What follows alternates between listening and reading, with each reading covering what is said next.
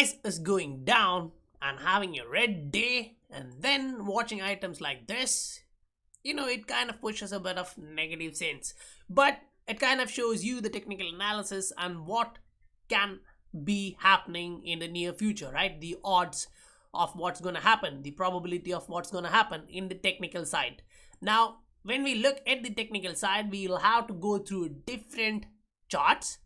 Say this is altcoin market cap chart, using different technical indicators to highlight what happened in the market and what we can expect, and then looking at what Bitcoin is doing, right, to understand that, and then what the connection with XRP and BTC, how the charts are reacting, what we can expect soon, are there any patterns emerging, is there any trends we can follow. Now then, at the same time, while looking at altcoins, we generally look at Ethereum. So this one is Ethereum, right? Different time frames, so looking at different patterns emerging in that one, and to understand what really is happening when the price is going down and you see posts like this, it may kind of push in the negative approach. But we'll have to go through all of these charts and analyze that in the positive sense. And then after that technical side, this really gets cool in the fundamental side. Why? Because if you read through this one, you get something really interesting points. Say here they are highlighting something we really need, the regulatory clarity. Whenever we talk about this, the negative fraudsters come out and say, there is an antitrust issue going on with Ripple, the company. There are lawsuits being filed. And now we are reaching into an area where blockchain technology has to be protected from the abuses which it is being going from its competitors. Now, when they highlight some points, these are something to worry. He said it is utmost importance. It is of utmost importance that we prevent competitive abuses in the markets, where blockchain may offer consumers and business lower cost or higher value options. That is one of the first things. And second, if you look and read here carefully, that really gets interesting. He also said the division would try to anticipate how incumbents could try to stop or limit the potential of blockchain solutions so they can maintain market dominant positions. Now, we really understand this case when we are looking at the payments market, right? This is getting really interesting, and this is all happening at a time when Brad is highlighting that this is going to be cool, when ECB is showing we are going this way and Brad is responding to that like this. It really gets interesting because we went through ECB heads Christine Lagarde's statement, right? It kind of gets really interesting when they talk faster adoption for cutting edge payment, using cutting edge payment system. And then US legislators introduce bill for in-depth study of blockchain in commerce. So that kind of connects back to this one. Once they have proper knowledge of what that blockchain is offering, then only they will understand whether it is providing that cheap service to the business customers, consumers and all, or high value options. So once they understand the entire blockchain, what they are doing, say in our example, if they learn about Ripple's technology, blockchain, XRP ledger, DLT solutions, of course they are going to come out and put this low for that for sure, right? So that's how it's all going. Now, at the same time, if you look at the general economy, it's now from the inflation area, we are going into a deflationary era. Now that's going to hurt the economy really. If you are a saver, looking at bank interest rates and all, at least if you're from Asia where you are kind of getting 6%, 7%, 8% interest rate, it's actually going to go down to zero near soon, because majority of the nations are going to enter into a negative interest rate era, or zero. It's going to zero, right? So if the interest rates are that low, that's all bad thing. Now, as I told in the starting, when we are seeing something like this, a red day in crypto, when the crypto is moving to the downside, and then we get to see information like this, something really is happening with the price. So we need to understand how the sellers are reacting to the market, and buyers, are they watching at the market looking for opportunities? Are they buying in whenever the sellers are putting that volume for sale? We have to look at that, right? So we are going to do that technical and connect these fundamental analysis and go through these details near. Welcome to the Scientific Investor channel, where we discuss crypto and science behind investing regularly. If you so value, please do support the channel, hit that like and subscribe button. If you would like to support the research being conducted in this channel, you can use the Patreon and PayPal link in the description below. You also have the XRP wallet address if you would like to send XRP. Now, that's completely optional, only if you would like to support the research in this channel. Now, let's get technical, right? Let's move into technical analysis. So, this is altcoin market cap. When we see red days and Chinese sellers coming out to sell one asset, other asset is going to go 20-30% down. Like here, when it shows there is a possibility that Ethereum is going to go till 300, when the price is now 375, that's like more than 20% drop in the price. So that analyst is expecting 20% drop for Ethereum price. Now, if generally Ethereum is going to the downside like that, altcoin mostly would be going to the downside, right? That is how usually it works. So this is altcoin market cap on a 3-day chart, and you can see, say, these arrows are pointing towards the support resistance zone, how that is created, which is in this color. If that's not visible, what I'll do is I'll just change that into green. Hope that's visible now. So the green is showing you the support resistance area, and the yellow one here is showing you the accumulation zone with double bottoms and the last bottom creating a textbook spring. And then moving to the upside, breaking above the support resistance zone, and now consolidating in that area, retesting again and again, staying in that area. Now, yes, of course, when a level is being retested many times, the chances for it to break are high. But if it is getting rejected from there, you may see something different. Say if you see here, it broke to the downside, it went back, it retested many times there, it couldn't actually go to the upside, it was rejected, and boom, it went to the downside here. Now that's on a bearish trend, right? Now we are moving on a bullish trend. Just think about what happened here and think opposite of that is going to happen here. That is just a possibility, right? If it is getting rejected again and again, buyers are going to get in. They understand the confidence level of buyers would increase and they would push the market cap high, meaning all coins would be going to the upside. Now you understand this particular level is so critical because it is being represented from last 2 years, more than 2 years. This level is intact. And we kind of tried once, twice, third, and the fourth time we broke above that. Now we are above that. So that is actually a positive news. Now, I'm not saying entirely everything is positive. In a shorter time frame, yes, we get to see a bit of risky, cautious signals. Now, this is 3-day chart of BTC as well. Now, if you look at the general trend here, overall trend, you may see or tell like this is the trend line support. We visited once, twice, and third year. So there are possibility that we may come here. Now, when we say possibility, I'll say it's kind of minimal. The possibility to reach around 7,000 is actually less. When you look at this particular level highlighted here, you can see it's also a support resistance zone. It was being a support resistance, and the price consolidating within that zone when it was going to the upside. Something similar to what we just saw in here for the market cap, just opposite to that is happening here, right? Now we are getting back to retest that area of support resistance. So that is right from 10,000 to 9,200, 9,100 area for Bitcoin. So even if it is dropping into that area, mostly the price may be getting its support completely around 9,800 to 10,300. It would be supported. If something really bad happens and we go below that level, now that changes the entire scenario. Now, when all this is being said, look at the RSI, it's going to the downside. Look at the MACD, it's crossing to the downside. On a 3-day chart, you are getting negative signals, right?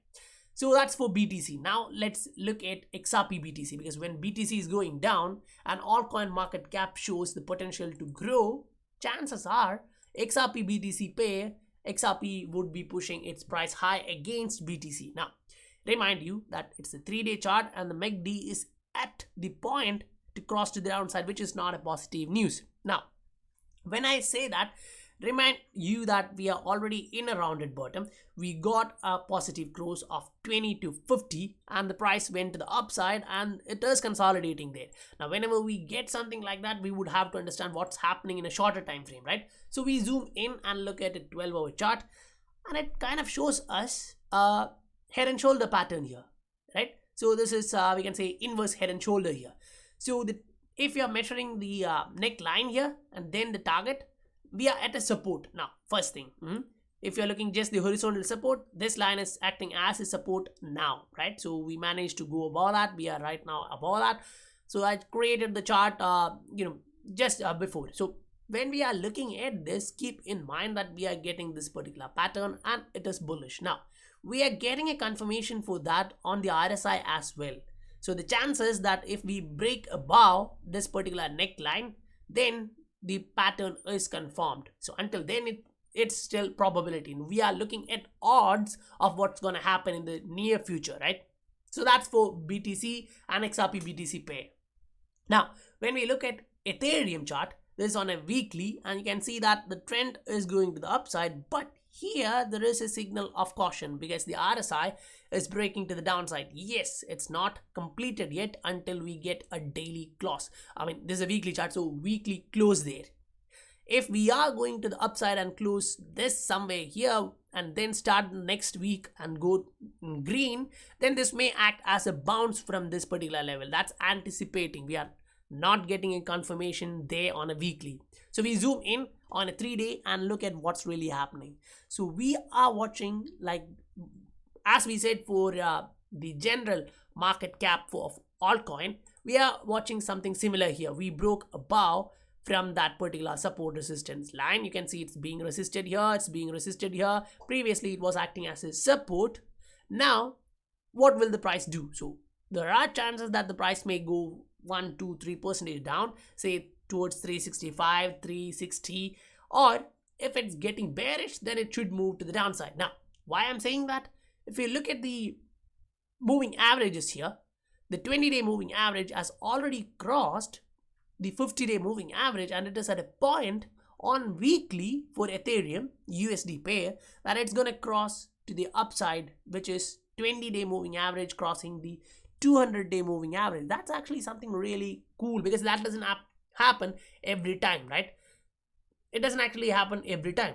So now this is on a weekly chart for that, and when we zoom in on a 3-day chart for Ethereum, we understand that the 20-day moving average is nearing the price as of now, so that can act as a support. If you look here, the price went way away from the 20-day moving average. 20-day moving average came back and started acting as a support. It was being supported by the 20-day moving average. So unless it breaks to the downside from the 20-day moving average, we are expecting that the price is to get support from 20-day moving average. Now when we say that, we should also understand, when we look at the weekly chart and say yes, it's actually getting across, we should actually look at different scenarios when it really happened in the past, the 20 crossing 200-day, and what happened with the price action, right? We should analyze that previous scenarios too. So when we look at that, say this is on a daily chart of Ethereum, and get back into 2017, when we had this particular cross here, when the 20-day moving average crossed the 200-day moving average to the upside, a positive momentum as an indicator. But if you look at the price, what did the price just did?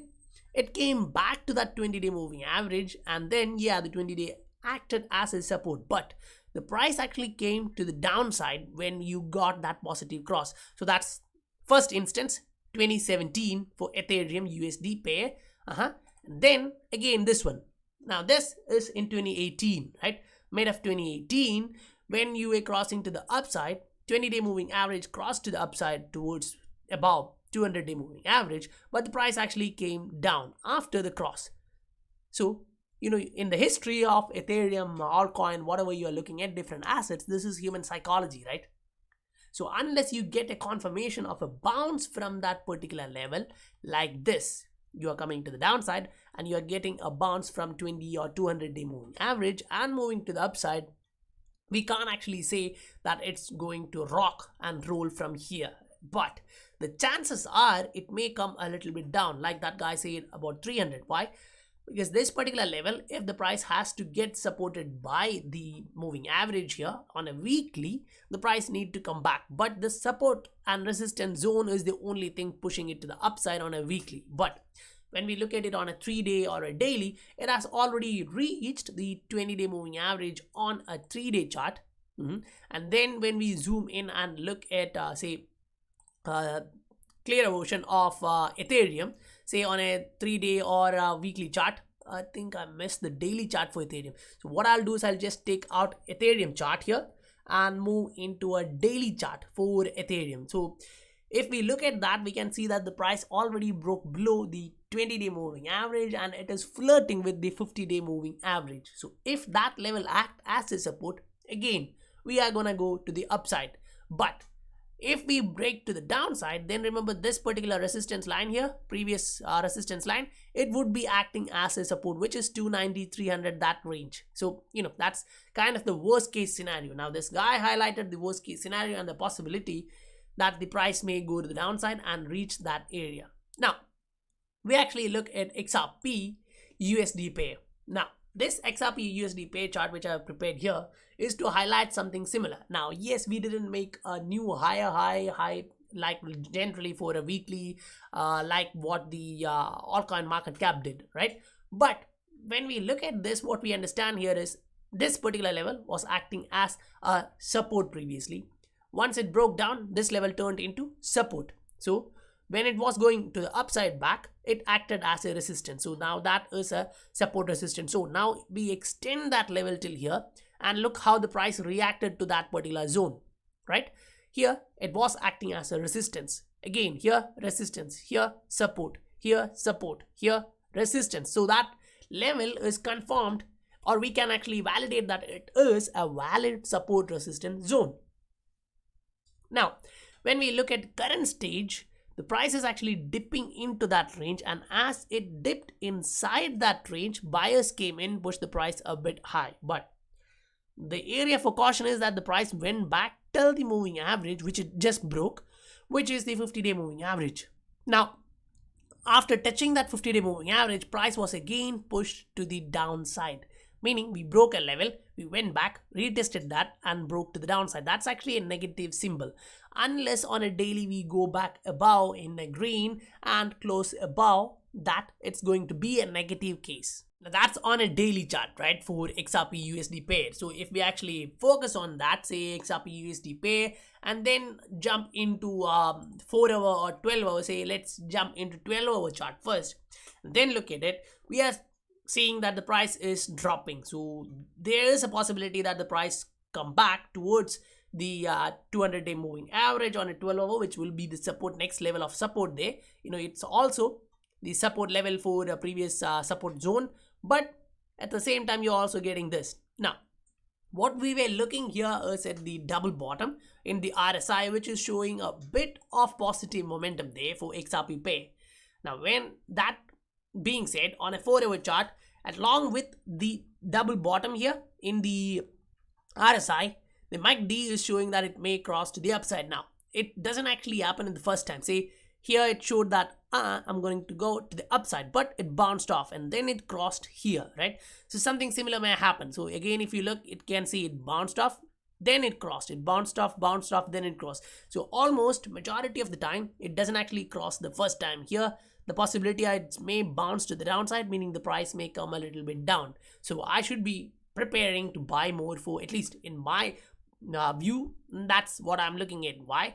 Because along with the technical, when the price is getting cheap, this is happening, right? The regulatory side, when previously regulators were standing against this particular technology, now they are coming towards this technology and starting to support this technology for what?